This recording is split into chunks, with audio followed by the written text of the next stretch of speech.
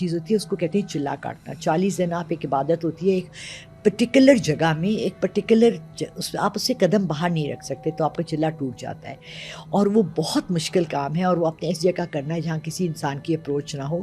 لوگ قبرستان میں بھی کرتے ہیں, لوگ ایسی سنسان جگہ پہ کوئی ایسا کمرہ جہاں کوئی آتا جاتا نہ ہو.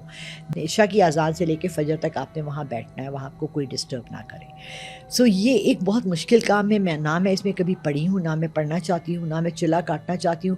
میرے پاس ویسی ہی اتنی چیزیں ہیں, اگر میں آواز دوں تو آ جاتی ہیں.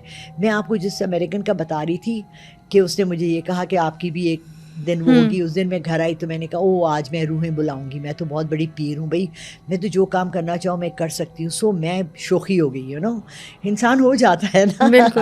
ان نون میں. تو شام کو میں جب رات کی شفٹ کرتی تھی, شام کو میں اٹھی, مغرب کی نماز پڑھی, آ کے بیٹھی, ٹی وی آن کیا, لائٹ گئی.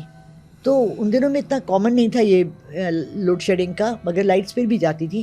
میں نے کہا شاید ساری بلڈنگ کی لائٹ چلی گئی. باہر نکل کے دیکھا سب کی لائٹ آ رہی.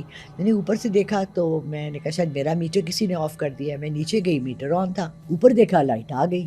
میں واپس گھر پہ آئی, پھر میں نے ٹی وی آن کیا, پھر بیٹھی, پھر ساری لائٹیں آف ہو گئی. اچھا 2-3 چیزیں ہوتی ہیں جس سے آپ کو پتہ لگتا ہے کہ آپ کے گھر میں کوئی اینٹی آئی ہے. یا تو کانچ ٹوٹتا ہے, کوئی چیز گرتی ہے, یا لائٹس کا آنا جانا ہو.